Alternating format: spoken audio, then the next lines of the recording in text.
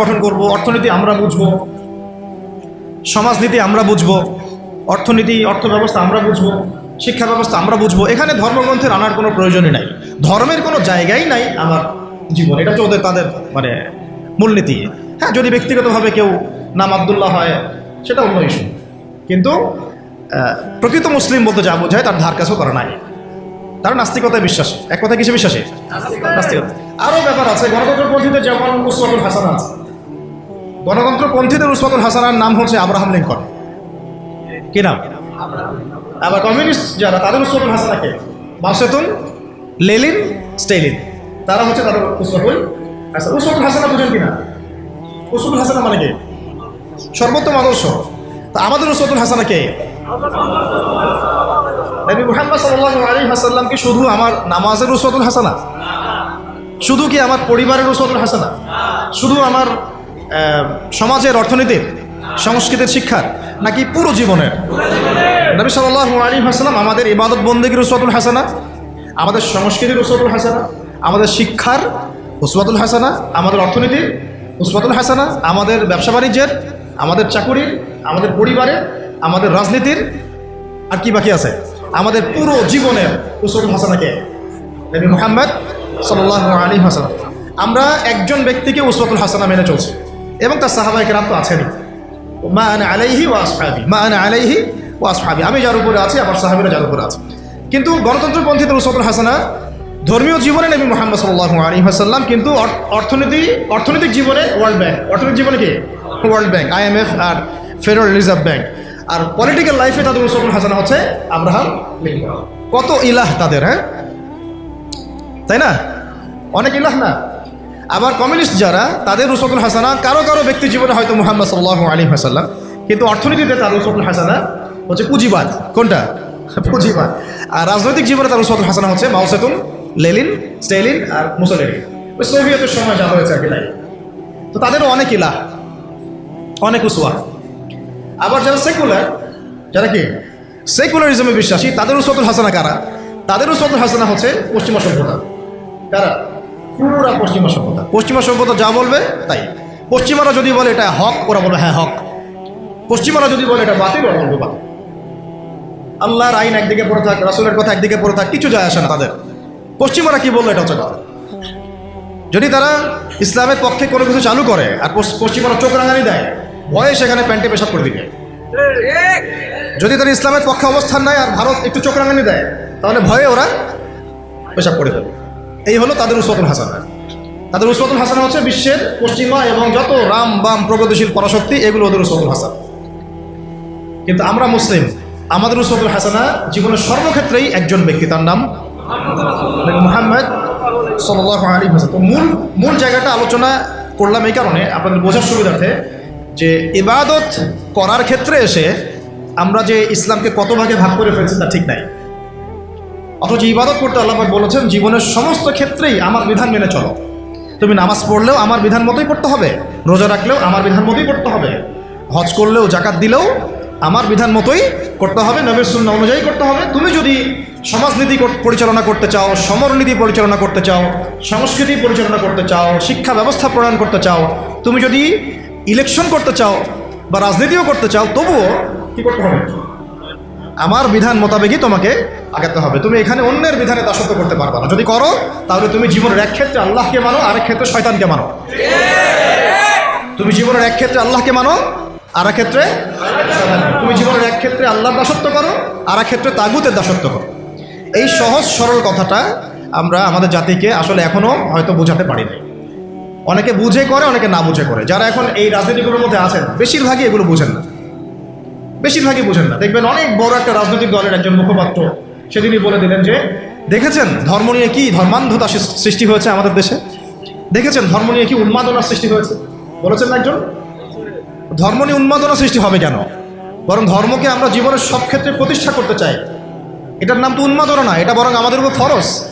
এটা আমাদের উপর কি ফরজ। আপনি যদি নামাজ পড়েন তাহলে নামাজের ক্ষেত্রে আল্লাহর বিধান মানা ফরজ না? তাহলে আপনি যদি ব্যবসা করতে চান সেখানে আল্লাহর বিধান মানা ফরজ না? আপনি যদি অর্থনীতি পরিচালনা করতে চান সেখানে কি আল্লাহর বিধান মানা ফরজ না? যদি আল্লাহ পাক আপনাকে রাজনৈতিক ক্ষমতা দেন তো সেখানে ইসলামী বিধান অনুযায়ী, আল্লাহর বিধান অনুযায়ী রাষ্ট্র পরিচালনা করা কি ফরজ না? সহজ কথা, কথাটা কি কঠিন? খুব সহজ একটা কথা, কিন্তু যে আমি মুসলিম, আমি জীবনের সর্বক্ষেত্রেই আল্লাহর বিধান মেনে চলব, খুবই সহজ সরল কথা। এখন যদি কেউ বলে যে ভাই আমি এটা বুঝি, কিন্তু আমি পারিপার্শ্বিক চাপে, বিভিন্ন কারণে, বিভিন্ন সমস্যার কারণে আমি 100% এখন পারছি না, সেটা একটা স্রোত হতে পারে, সেটা আলাদা একটা স্রোত হতে পারে যে হ্যাঁ সে ব্যক্তি না হয় মানে, সে ব্যক্তি বুঝে, সে স্বীকারও করে, কিন্তু বলছে বিশ্বের পারিপার্শ্বিক চাপের কারণে হোক, আমার অভ্যন্তরীণ সমস্যার কারণে হোক, অনেকের কারণে হোক, অর্থনৈতিক মন্দার কারণে হোক, বিভিন্ন কারণে আমি 100% পারছি না, কিন্তু আমার উদ্দেশ্য আছে 100% প্রতিষ্ঠা করার। কিন্তু এটা তো আমরা দেখি নাই, দেখেছি কি? আমরা দেখেছি কিভাবে আস্তে আস্তে ওই রাজনৈতিক ক্ষমতাকে কাজে লাগিয়ে ইসলামকে মাইনাস করা হয়েছে। প্রথমে মাইনাস করা হয়েছে রাজনীতি থেকে, তারপরে মাইনাস করা হয়েছে অর্থনীতি থেকে, তারপরে আস্তে আস্তে মাইনাস করা হলো সংস্কৃতি থেকে, তারপরে মাইনাস করা হলো পুরো শিক্ষা সিস্টেম থেকে, তারপরে তারা হস্তক্ষেপ করলো পুরো ধর্মীয় জীবনে, মসজিদের উপরে, মাদ্রাসার উপরে, তাই না? আস্তে আস্তে আস্তে আস্তে ওলামায়ে কেরামকে পর্যন্ত তারা এই জেলের মামলার আসামি, হুমকি ধামকি, গুম খুন ফাঁসি, কত কি হয়ে গেল। শুরুটা করেছিল তারা রাজনৈতিক ক্ষেত্রে, প্রথমে ইসলামকে মাইনাস করেছে। প্রথমে কি পলিটিক্যাল লাইফে তার ইসলামটাকে মাইনাস করেছে, তারপরে অর্থনৈতিক লাইফে তারা মাইনাস করেছে, সংস্কৃতির মধ্যে মাইনাস করেছে, শিক্ষা ব্যবস্থায় তো মাইনাস করে ফেললো, তারপরে আস্তে আস্তে এটা মসজিদের উপর প্রভাব বিস্তার করলো, মাদ্রাসার উপরেও প্রভাব বিস্তার করলো, এমনকি মসজিদ কমিটির মধ্যেও তারা ঢুকে পড়লো। তাহলে আমরা একটা জিনিস বুঝতে পারলাম যে যদি আমরা আমাদের সমস্যার শেকড় ঠিক না করি, তাহলে আমার ঘর পর্যন্ত আর ঠিক থাকবে না, তাই না কথা? যদি আমরা ওই সমস্যার গোড়া ঠিক না করতে পারি, তাহলে আমার ব্যক্তি জীবনেও দিন পালনের স্বাধীনতা থাকবে না, যার প্রমাণ আমরা বিগত 15 বছর দেখে আসছি। তাই আমাদের সবার একটা ফিকির থাকা উচিত এখন, যে কিভাবে আমরা একটা ইসলামী রাষ্ট্র কায়েম করব। খোলামেলা আলোচনা করতে হবে এখন আমরা কিভাবে একটা ইসলামী রাষ্ট্র কায়েম করব। তার আগে আর দু একটা কথা আমাদের জানা উচিত যে ইসলামী রাষ্ট্রের এই কনসেপ্টটা নতুন কোনো কনসেপ্ট না। আদম আলাইহিস সালামও আল্লাহর খলিফা ছিলেন, নূহ আলাইহিস সালামও আল্লাহ পাকের বিধান অনুযায়ী তার জাতিকে পরিচালনা করেছেন, ইব্রাহিম আলাইহিস সালামও করেছেন, তাই না? সবাই করেছেন, নবী মূসা আলাইহিস সালাম করেছেন, ইউসুফ আলাইহিস সালাম করেছেন, খাস করে দাউদ আলাইহিস সালাম, তিনি আল্লাহ পাকের বিধান দিয়ে জেরুজালেম থেকে 40 বছর বিশ্বকে শাসন করেছেন, করেন নাই? তাহলে এটা কোনো নতুন কনসেপ্ট না। খিলাফার যে কনসেপ্ট, এটা কি নতুন কোনো কনসেপ্ট না। খিলাফা মানে কি? খিলাফা মানে হচ্ছে আল্লাহর জমিনে আল্লাহর দিন প্রতিষ্ঠা করা, যেটাকে আমরা বলি ইকামতে দিন। কি বলি? ইকামতে দিন। যে ব্যক্তি আল্লাহ পাকের জমিনে আল্লাহর দিনকে প্রতিষ্ঠা করে তাকে আমরা বলি খলিফা। কি বলি? যেমন উমর রাদিয়াল্লাহু আনহু খলিফা ছিলেন, আবু বকর রাদিয়াল্লাহু আনহু খলিফা ছিলেন, উসমান রাদিয়াল্লাহু আনহু খলিফা ছিলেন, আলী ইবনে আবি তালেব খলিফা ছিলেন। তারা ছিলেন আল্লাহর খলিফা, মানে তারা আল্লাহর প্রতিনিধি, তারা আল্লাহর জমিনে আল্লাহর বিধান প্রতিষ্ঠা করবেন এবং সেই বিধান দিয়ে বিচার ফয়সালা করবেন। তো এখানে পার্থক্যটা বুঝতে হবে আমাদেরকে, যে গণতান্ত্রিক ক্ষেত্রে, ধর্মনিরপেক্ষ রাষ্ট্রে, কমিউনিস্ট রাষ্ট্রে সেখানে আল্লাহর খলিফা নাই। আল্লাহর খলিফা আছে না, কারণ সেখানে আল্লাহর বিধান প্রতিষ্ঠার কোনো ফিকির নাই। আর যেখানে আল্লাহর খলিফা নাই সেখানে কার খলিফা থাকবে? সিম্পল কথা, যেখানে আল্লাহর খলিফা নাই সেখানে কার খলিফা? তাগুতের বিধান বাস্তবায়িত করা হচ্ছে। এই পার্থক্যটা আমাদের বুঝতে হবে। এটা নতুন কোনো কনসেপ্ট নয়। আমাদের নবী সাল্লাল্লাহু আলাইহি ওয়াসাল্লাম কি রাষ্ট্র পরিচালনা করেন নাই? তার রাষ্ট্রের নাম কি? না বুঝে বলেন না। তার প্রথম রাষ্ট্রের নাম কি? মদিনা। মদিনা প্রথম ইসলামিক রাষ্ট্রের নাম কি? মদিনা। তারপরে মদিনাকে ভিত্তি করে আস্তে আস্তে আস্তে তিনি মক্কা বিজয় করেছেন। প্রথম ইসলামিক স্টেটের নাম কি? মদিনাতুল মুনাওয়ারা। তো সেখানে কি অন্য ধর্মের মানুষ ছিল না? তাদের অধিকার রক্ষা করা হয়েছে না? তাদের সাথে সনদ হয়েছে না? ইহুদিরা চুক্তি ভঙ্গ করেছে, তখন আমরা আক্রমণ করছি, কারণ গাদ্দারদের কোনো ক্ষমা নাই। আমরা এই আমাদের অভ্যুত্থান, হ্যাঁ, অভ্যুত্থানের পরে আমরা হয়তো ওই ভারতীয় দালালদেরকে মাফ করে দিচ্ছি, অনেকে গা ঢাকা দিচ্ছে, অনেক খুনের বিচার হচ্ছে না, আমরা অনেক ছাড় দিচ্ছি আর কি। কিন্তু নবী সাল্লাল্লাহু আলাইহি ওয়াসাল্লামের সুন্নত এটা নয়। তার সুন্নত হচ্ছে জালেমের উপর দয়া, মানে হচ্ছে মাজলুমের উপর খেয়ানত। জালেমের উপর মারহামাত, মাজলুমের উপরে কি? খেয়ানত। নবী সাল্লাল্লাহু আলাইহি ওয়াসাল্লামের সাথে গাদ্দারি করেছে বনু কাইনুকা, নবীজি বের করে দিয়েছেন। তাও একজন মুসলিম নারীর সম্ভ্রমহানি করেছিল, তাতেই পুরা বনু কাইনুকাকে বের করে দেওয়া হয়েছে। আর আমরা তো দেখছি যে প্রকাশ্যে সাইফুল ইসলামকে জবাই করা হলো, কোনো বিচার হইল না, তাই না বিষয়টা? তো এটা বনু কাইনুকার ক্ষেত্রে হয়েছে। আবার বনু নাজির নবী সাল্লাল্লাহু আলাইহি ওয়াসাল্লামকে কি করেছিল? উপর থেকে এই যে আপনার চাকতি বুঝেন, চরকি যেগুলো বলে, কি জানি বলে, জাতা, যেগুলোতে ধান পিষত আগেকার মানুষ, এইগুলো উপর থেকে ফেলে আল্লাহ নবীর মাথায় ফেলতে চেয়েছিলেন সাল্লাল্লাহু আলাইহি ওয়াসাল্লাম। এভাবে গুপ্ত হত্যার চেষ্টা করেছিল তারা, বনু নাজির গোত্র। তো এরপরে নবী সাল্লাল্লাহু আলাইহি ওয়াসাল্লাম তাদেরকে আক্রমণ করে অবরোধ করে ওখান থেকে বের করে দিয়েছে।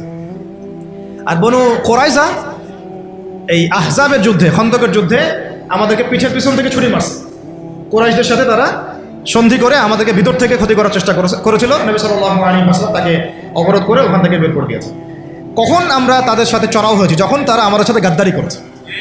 তো নবী সাল্লাল্লাহু আলাইহি ওয়াসাল্লামও রাষ্ট্র চালিয়েছেন, মদিনা রাষ্ট্র, সেখানে অমুসলিমদের অধিকার তিনি সুরক্ষিত করেছেন, কিন্তু গাদ্দারদেরকে মাফ করেন নাই, শাতেমে রাসূলকে মাফ করেন নাই, নবীকে যারা গালি দিয়েছেন তাদেরকে মাফ করা হয় নাই। আচ্ছা, নবী সাল্লাল্লাহু আলাইহি ওয়াসাল্লামের মদিনা রাষ্ট্রে কি আল্লাহর আইন ছাড়া অন্য কোনো আইন চলেছিল? তাহলে আপনি পার্থক্য বুঝে নেন, আমাদের সাথে তাদের কি পার্থক্য? তাদেরও ভূখণ্ড ছিল, মানে নবী সাল্লাল্লাহু আলাইহি ওয়াসাল্লাম এবং সাহাবীদেরও ভূখণ্ড ছিল, আমাদেরও ভূখণ্ড আছে। তাদেরও সরকার ছিল, আমাদেরও সরকার আছে। তাদেরও সার্বভৌমত্ব ছিল, আমাদেরও আছে। তাদেরও সংবিধান ছিল, আমাদেরও আছে। তাদেরও এই আপনার আর কি লাগে, হ্যাঁ বুঝলেন না? ঠিক আছে, ওটা বলেছি। আর রাষ্ট্র গঠনের 4টা মৌলিক উপাদান লাগে: ভূখণ্ড, হ্যাঁ ভূখণ্ড, হ্যাঁ মাশাআল্লাহ, ভূখণ্ড, সরকার, সার্বভৌমত্ব এবং জনসংখ্যা। এই 4টা মদিনা রাষ্ট্রেও ছিল, আমাদের বাংলাতেও আছে। পার্থক্য তাহলে কোথায়? ওখানে অমুসলিমদের অধিকার খর্ব করা হয় নাই, কিন্তু এখানে মুসলিমদের অধিকার খর্ব করা হচ্ছে। সেখানে অমুসলিমদের অধিকার পর্যন্ত খর্ব করা হয় নাই। কোথায়? মদিনায় অমুসলিমদের অধিকার পর্যন্ত খর্ব করা হয় নাই, আর এখানে মুসলিমদের পর্যন্ত অধিকার খর্ব করা হচ্ছে। পার্থক্য আছে না? পার্থক্য। ওখানে অমুসলিমদের সাথে আমরা কোনো দ্বন্দ্বে যাই নাই যতক্ষণ না তারা আমাদের সাথে গাদ্দারি করেছে, বেইমানি করেছে এবং আমাদেরকে পিছন থেকে ছুরি মেরেছে। এখন দেখা যায় অনেক সময় আমাদেরকে প্রকাশ্যে অখণ্ড ভারতের জয় শ্রীরামের স্লোগান দেওয়া হচ্ছে, প্রকাশ্যে আমাদের ভাইদেরকে অনেককে অত্যাচার করা হচ্ছে, জবাই করে হত্যা করা হলো, আমরা কোনো ব্যবস্থা গ্রহণ করতে পারছি না। আমরা দৃষ্টান্তমূলক কোনো শাস্তি এখন পর্যন্ত দিতে দেখি নাই। এটা আফসোস আমাদের জন্য। কিন্তু নবী সাল্লাল্লাহু আলাইহি ওয়াসাল্লামের যুগে একজন দিনী বোনের ইজ্জতের বিনিময়ে তিনি পুরো বনু কাইনুকাকে একেবারে মদিনা থেকে বের করে দিয়েছেন একদম। আমরা কিন্তু সেটা করতে পারি নাই। তারপরে নবী সাল্লাল্লাহু আলাইহি ওয়াসাল্লামের যুগে মদিনায় ওখানে কি আল্লাহর বিধান ছাড়া অন্য কোনো বিধান দিয়ে রাষ্ট্র চলেছে? তাহলে আমাদের এখানেও সবই আছে, কিন্তু এখানে আল্লাহর বিধান নাই। আল্লাহর বিধান দিয়ে এই রাষ্ট্র পরিচালিত হচ্ছে না। সেখানে নবী সাল্লাল্লাহু আলাইহি ওয়াসাল্লাম সাহাবীদের মধ্যে যে পরিমাণ ভ্রাতৃত্বের বন্ধন স্থাপন করেছিলেন, সেই ভ্রাতৃত্বের বন্ধন আমার রাষ্ট্রের মধ্যে আসলে নাই। জাতীয় কোনো ঐক্য আমরা খুব একটা দেখছি না, বরং আমরা দেখছি এখানে জাতীয় বিভক্তি। এমনকি মুসলিমদের মধ্যে আমরা শত শত বিভক্তি দেখছি এবং ছাড় না দেওয়ার মানসিকতা দেখছি আর কি। নবী সাল্লাল্লাহু আলাইহি ওয়াসাল্লামের মদিনা রাষ্ট্র অন্য কোনো পরাশক্তির সামনে মাথা নত করে নাই, করেছিল? কিন্তু আমাদের দেশের কাঠামোটা যেটা, সেটা আমরা কিন্তু বিভিন্ন পরাশক্তির কাছে আমরা দাসত্বের শৃঙ্খলে আবদ্ধ হয়ে গেছি, তাই না? আবার নবী সাল্লাল্লাহু আলাইহি ওয়াসাল্লামের মদিনা রাষ্ট্র বিশ্বের বুকে মাথা উঁচু করে একদম স্পষ্ট স্বাধীন রাষ্ট্র ছিল। আমরা কিন্তু বিশ্বের বুকে মাথা তুলে এখন পর্যন্ত সেই স্বাধীনতা অর্জন করতে পারি? সত্যি কথা এটাই। নবী সাল্লাল্লাহু আলাইহি ওয়াসাল্লামের মদিনা রাষ্ট্র ছিল এমন একটা কাঠামো যার উপর দাঁড়িয়ে তিনি গাজওয়া এবং সারিয়া অভিযানগুলো করেছেন, জিহাদ এবং দাওয়াতের মাধ্যমে আরও বড় পরিসরে দিন প্রতিষ্ঠা করেছেন। কিন্তু আমাদের রাষ্ট্রগুলো, ইসলামী রাষ্ট্রগুলোর মধ্যে কিন্তু এইরকম গাজওয়া বা সারিয়া এই অভিযানগুলোতে অংশ নেওয়ার মতো কোনো সুযোগ পাওয়া যায় না। নবী সাল্লাল্লাহু আলাইহি ওয়াসাল্লামের মদিনা রাষ্ট্রে কোনো মাজলুম তার অধিকার খর্ব হতো না। কিন্তু আমরা এখানে দেখছি যে মাজলুমের অধিকার খর্ব হতেই আছে আর হতেই আছে, আর জালেম পার পেয়ে যাচ্ছে। নবী সাল্লাল্লাহু আলাইহি ওয়াসাল্লামের মদিনা রাষ্ট্রে কোনো খেয়ানত ছিল না, আমানতদারিতা ছিল, তাই না? কোনো দুর্নীতি ছিল না, ইনসাফ ছিল। কিন্তু আপনি আমাদের রাষ্ট্রগুলোতে দেখবেন উপর থেকে নিচ পর্যন্ত খালি খেয়ানত, জুলুম আর দুর্নীতি। তো মৌলিক অনেক পার্থক্য আছে না? সর্বোপরি নবীজির মদিনা রাষ্ট্র ছিল একটা খিলাফা স্টেট। কি স্টেট? খিলাফা স্টেট, যেখানে জনগণ এবং সরকার সবাই আল্লাহর কাছে জবাবদিহিতায় বাধ্য, এবং সেই রাষ্ট্র পরিচালিত হয়েছিল শরীয়ত আইন দ্বারা, অর্থাৎ কোরআন এবং হাদিসের বর্ণিত আইন দ্বারা। নবীজি বলতেন যে আমার মেয়ে ফাতিমাও যদি চুরি করে তবুও আমি তার হাত কেটে ফেলব, তাই না? আর আমাদের এই কাঠামোগুলোর মধ্যে আমরা দেখছি যে কোরআন এবং হাদিসের আইনের কোনো তোয়াক্কাই করা হচ্ছে, বরং এমন কিছু আইন আমরা চাপিয়ে নিয়েছি নিজেদের উপরে যেগুলোতে বাদীও মরে যায়, বিবাদীও মরে যায়, মামলা মরে না। কাউকে হ্যারাস করতে চাইলে 2-1টা মিথ্যা মামলা দিলেই বাস সারা জীবন সে জেলের মধ্যে পচে মরে। যে কাউকে হ্যারাস করা যায়, যাকে তাকে গুম করা যায়, যাকে তাকে ক্রস ফায়ার দেওয়া যায়, মিডিয়াকে নিজের ইচ্ছা মতো চালানো যায়, ঠিক আছে, ইসলাম বিদ্বেষ ছড়ানো যায়, হ্যাঁ, তথাকথিত মুনাফিক তথাকথিত না, এগুলো পাক্কা মুনাফিক। পাক্কা মুনাফিকদেরকে দিয়ে টকশো করানো যায়, ঠিক আছে, দিয়ে ইসলাম বিদ্বেষ ছড়ানো যায়, শিক্ষা থেকে ইসলামকে উঠানো যায়, সংস্কৃতি থেকে ইসলামকে উঠানো যায়, মানুষের সুদ খাওয়ানো যায়, পুরো জাতিকে মায়ের সাথে জেনা করানো যায়, তাই না? এবং নিজের ক্ষমতা টিকিয়ে রাখার স্বার্থে মুশরিকদের দাসত্ব করা যায়, মুশরিকদের দাসত্ব করা যায়। তো এই রাষ্ট্র ব্যবস্থাগুলোর মৌলিক পার্থক্য কি আমরা বুঝতে পারছি? যে মদিনা রাষ্ট্র কীরকম একটা পবিত্র এবং প্রামাণ্য একটা রাষ্ট্র ছিল, স্বতন্ত্র স্বাধীন সার্বভৌম একটা রাষ্ট্র ছিল, যে রাষ্ট্র এবং জনগণ আল্লাহ ছাড়া কাউকে ভয় করতো না, তাই না? এবং সেই রাষ্ট্রটাকে ভিত্তি করে নবী সাল্লাল্লাহু আলাইহি ওয়াসাল্লাম দাওয়াত এবং জিহাদের মধ্য দিয়ে আস্তে আস্তে রাষ্ট্রের আয়তন বাড়িয়েছেন, জনসংখ্যা বেড়েছে, ইসলাম প্রসারিত হয়েছে। এবং যেই মক্কায় 13 বছর আমরা জুলুমের শিকার ছিলাম, সেই মক্কা আমরা বীরের বেশে জয় করলাম, তাই না? শুধু কি সেখানেই থেমে গেলাম? সেখানে সেটাকে ভিত্তি করে আবার আবু বকর রাদিয়াল্লাহু আনহু, ওমর, ওসমান, আলী 4 খলিফার যুগে ইসলাম অর্ধেক বিশ্ব পর্যন্ত ছড়ায় গেল।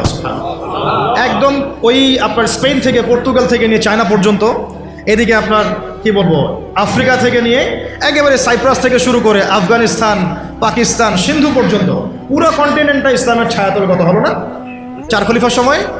ওই খেলাফা রাষ্ট্রের উপর দাঁড়িয়ে হয়েছে।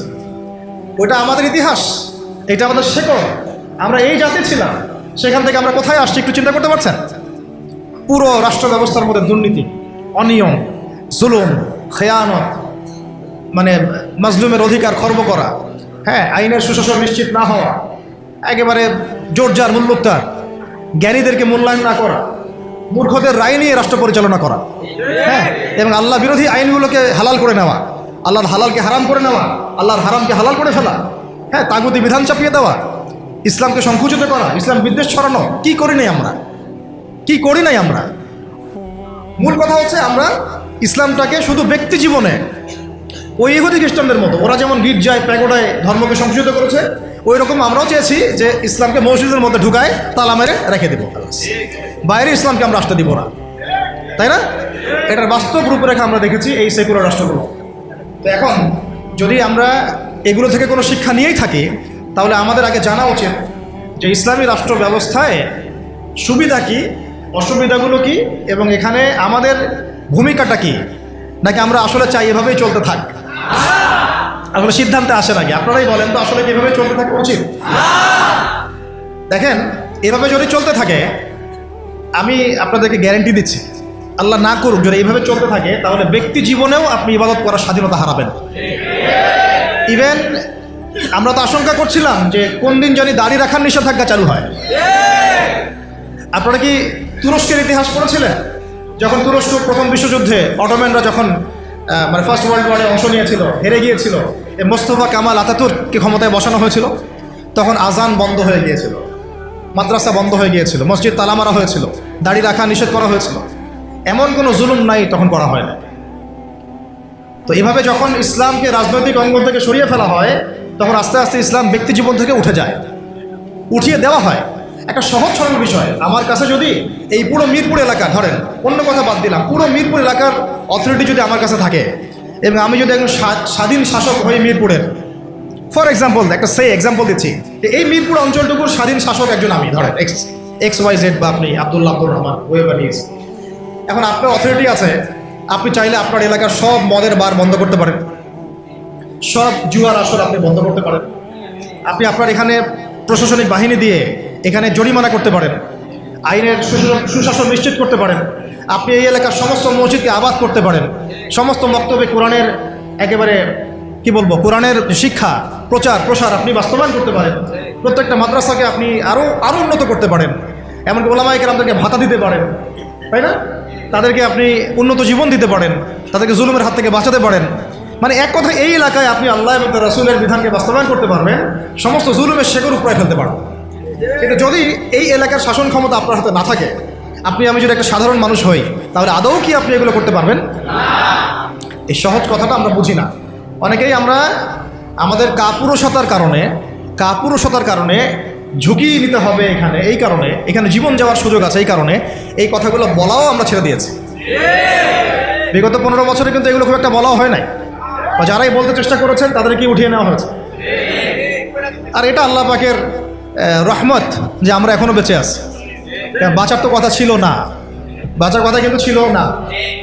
আল্লাহ পাক তার দিনকে তার জমিনে প্রতিষ্ঠা করার জন্য, প্রসার করার জন্যই হয়তো আমাদেরকে রেখেছেন, অন্য কোনো উদ্দেশ্য নাই আমাদের এখানে। তো এখন আমরা যদি এই সুযোগকে কাজে না লাগাই, যদি আমরা সবাই মিলে এই সুযোগকে কাজে না লাগাই, তাহলে কে জানে আবার 10-20 বছর পরে বা 5 বছর পরে, আল্লাহ না করুন, যদি আরও বড় কোনো জালেম চেপে বসে, তাহলে না থাকবে আমাদের কোনো দেহ আর না থাকবে আমাদের কোনো গর্দান।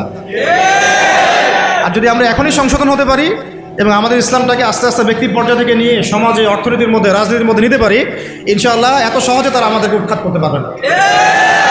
পারবে? ইনশাআল্লাহ পারবে না। তো এই জিনিসটাই এখন বেশি আলোচনার দরকার। তাহলে এখন আসেন, একটা বিষয় একটু আপনাদের সামনে স্পষ্ট করতে চাই যে খালি পয়েন্টসগুলো বলবো, বিস্তারিত আপনাদেরকে বলতে হবে না, আপনারা বুঝতেছেন, আমি বুঝতে পারছি।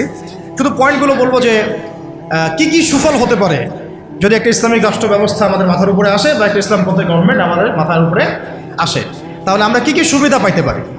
অনেকে হয়তো মনে করেন যে এটা থাকলেও যা, না থাকলেও তা। তো অনেকে আবার এগুলো নিয়ে আলোচনা করেন না বা করেন না, এতে করে এটা মাথা থেকে মাইনাস হয়ে গেছে। একটা বিষয় বুঝেন, এটা আসলে আমার একটা বুঝ আর কি, নিজের মতো করে বলছি আর কি। একটা বিষয় কি, একটা বিষয়ের অভিজ্ঞতা মানুষের না থাকলে সেই বিষয়টার মর্ম, এহমিয়ত কিন্তু মানুষ বুঝে। যেমন ধরেন আমরা যারা এখনও কক্সবাজারে কেউ যায় নাই, তাকে আপনি যতই বলেন যে সমুদ্রটা এমন, সমুদ্রটা ওই রকম, সমুদ্রের পাড়ে দাঁড়ালে এমন হয়, ওইখানে এত এইরকম বাতাস থাকে, মেরিন ড্রাইভ রোডটা এইরকম, সে কিন্তু কল্পনায় আনবে, কিন্তু সে কিন্তু উপলব্ধি করতে পারবে না। বুঝতে পারছি কথা? সিমিলারলি আপনি শুনেছেন যে মদিনা এমন, মক্কা এমন, কখনো যান নাই, আপনি কিন্তু উপলব্ধি করতে পারবেন না। রাষ্ট্র ক্ষমতায় আমরা দাড়িটুপিওয়ালা মানুষরা সংখ্যাগরিষ্ঠতা নিয়ে, হ্যাঁ, একেবারে পুরা রুটির টুকরাটা আমরা কখনো পাইনি এ পর্যন্ত। পেয়েছি কি বিগত প্রায় 50, 60, 70 বছরে? তাহলে আমরা কিভাবে জানবো যে সেটার এহমিয়তটা কি, সেটার গুরুত্বটা কি, সেটা থাকলে আমরা কি করতে পারি? ওটা তো আমার অভিজ্ঞতা নাই, তো আমার কি নাই, আমার অভিজ্ঞতা নাই তো। কিন্তু দেখেন সেকুলারদেরকে দেখেন, এই ডেমোক্রেটিক সিস্টেমে যারা আছে তাদেরকে দেখেন, তারা কেউ 5 বছর থাকছে, কেউ 10 বছর থাকছে, কেউ 15 বছর থাকছে। তারা বুঝেছে যে তার মজাটা কি এবং সেটা থাকলে সে কি করতে পারবে। তারা তো কেউ আল্লাহর বিধানের জন্য সেখানে যায় নাই। কেউ গিয়েছে ধরেন যে 10 বছর লুটপাট করেছে, জুলুম করেছে, দুর্নীতি করেছে, বিদেশে টাকা পাচার করেছে, যে মেয়েটাকে পছন্দ হয়েছে উঠাই নিয়ে আসছে, ঠিক আছে, ধর্ষণের সেঞ্চুরি করছে, ওই ক্ষমতা কাজে লাগায় সে হল দখল করছে, জমি দখল করছে, ব্যাংক দখল করছে, কোম্পানি দখল করছে। সে ওই মজাটা বুঝছে আর কি, ক্ষমতার মজা কি, ওর অর্থে মজা বললাম আর কি, ঠিক আছে। সে বুঝতে পারছে যে হ্যাঁ, ক্ষমতা থাকলে আমার এই জিনিসগুলো আমি তো পাবো। এই জন্য দেখেন, হাজার বার মায়ের খাইলো, নেতাকর্মী জীবন দিলেও সে ওই রাজনীতি থেকে সরে যায় না, তাই না? 10 বছর মায়ের খায়, আবার আসে না, আমাকে চাইতে হবে, কারণ ওখানে কি মজা আমি তো জানি। ওইটা যদি একবার পাই তাহলে আমি আবার এইগুলো পাবো, তাই না বিষয়টা?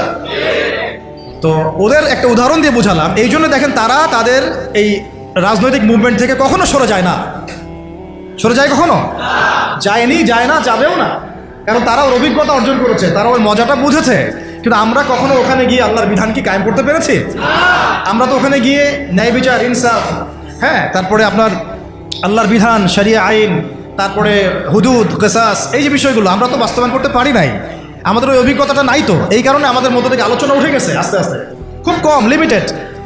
কিন্তু আমরা যদি একবার ওখানে যেতে পারি, তখন দেখবেন আপনারাও বা আমরাও ওইটা ছাড়তে চাবো না, কারণ আমরা জানি ওখানে গেলে ইসলামকে কত বড় পরিসরে কায়েম করা যাবে ইনশাআল্লাহ, তাই না? আমরা ইসলামিক সেন্সে বলছি, আমরা ওখানে গেলে বুঝতে পারবো যে আমরা কত বড় পরিসরে ইসলামের খেদমত করতে পারবো ইনশাআল্লাহ।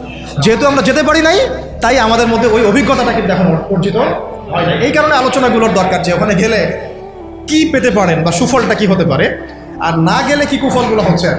শুধু পয়েন্টগুলো বলবো। 1 নাম্বার, যদি একটা ইসলামিক সরকার আমাদের মাথার উপরে আসে এবং একটা ইসলামপন্থী রাষ্ট্র আমরা সামনে কায়েম করতে পারি, সামনে বলতে হতে পারে 5 বছর পরে, 10 বছর পরে, যদি কায়েম করতে পারি ইনশাআল্লাহ, তাহলে সর্বপ্রথম আমরা পুরো দেশে সালাত কায়েম করতে পারবো।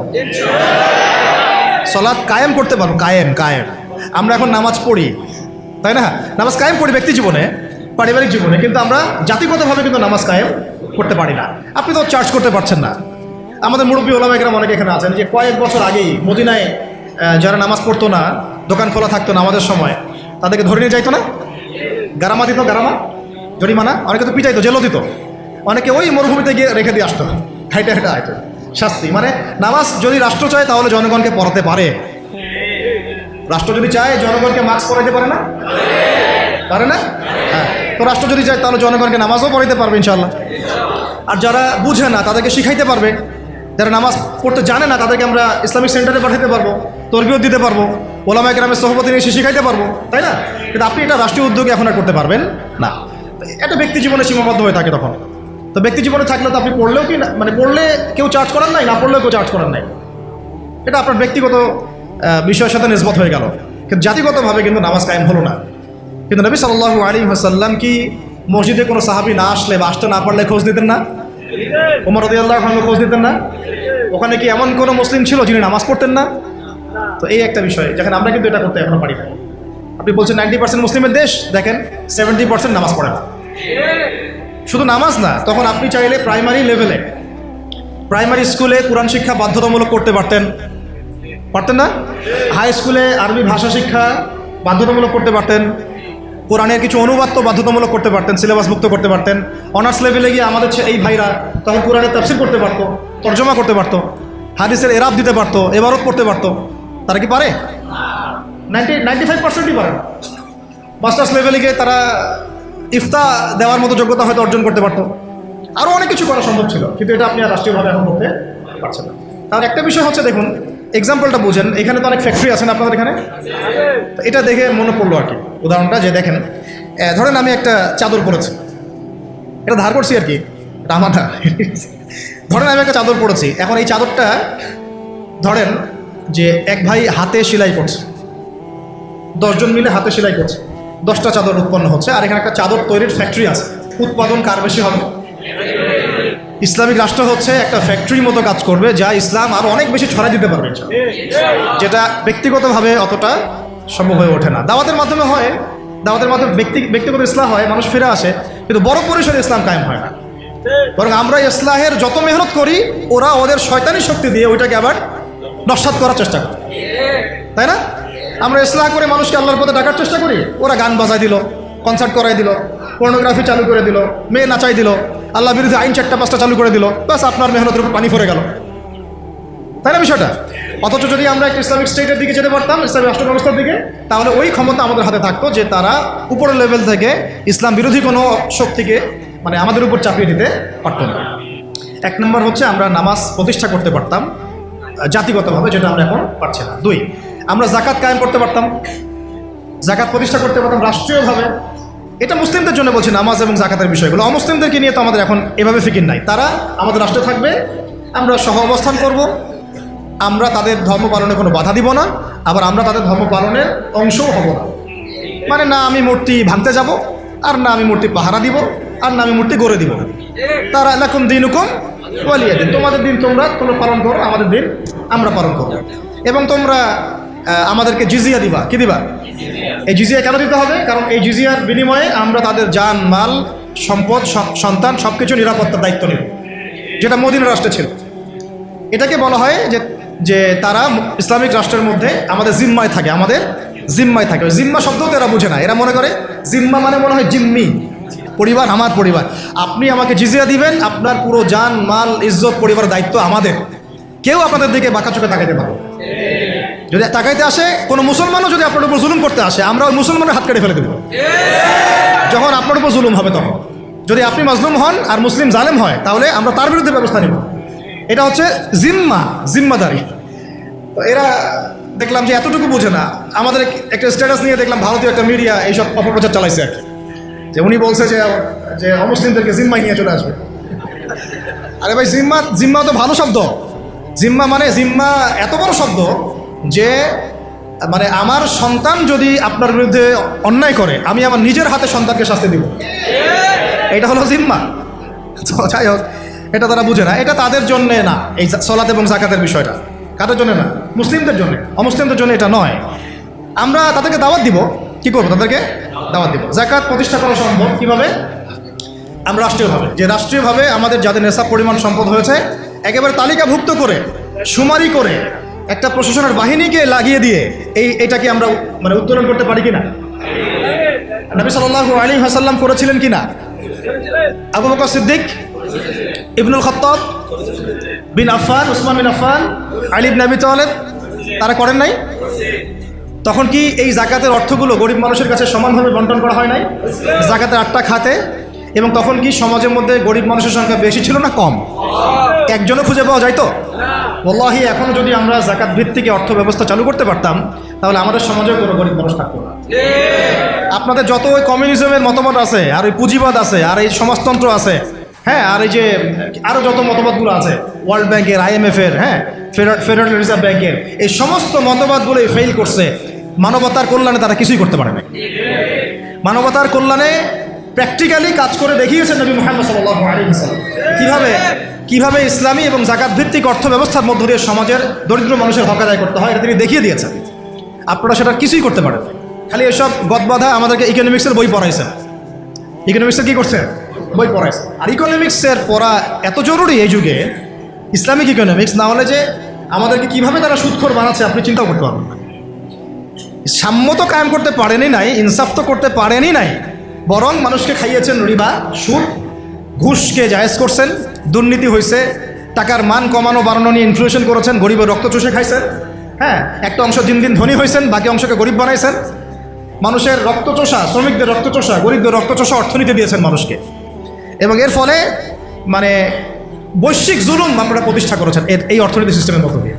এইটা নিয়ে কথা বলতে গেলে আমার 1 ঘন্টা সময় লাগবে, এটা আমি অন্য একদিন বলবো ইনশাল্লাহ। শুধু এই টপিকের উপর কথা বলবো ইনশাল্লাহ, যে বর্তমান অর্থ ব্যবস্থার ধোঁকাবাজি, বর্তমান অর্থ ব্যবস্থার অর্থনৈতিক সিস্টেমের ধোঁকাবাজি আপনি শুনলে আপনার চোখ কপালে চলে যাবে। আসলে যারা কম জানে ওরা ঘুমাইতে পারে শান্তিতে, যারা আসলে জানে তারা ঘুমাইতে পারে, বুঝছেন? আসলে সত্য কথা এটাই। এত ধোঁকাবাজি হয়েছে অর্থনীতির মধ্যে, এমনভাবে গরিব মানুষকে নির্যাতন করা হয়েছে, এমনভাবে ওদের রক্ত চোষা হয়েছে। আল্লাহর কসম করে বলতেছে, বাংলাদেশের বেশিরভাগ মানুষ এটার হদিসই নাই, তারা জানেই না।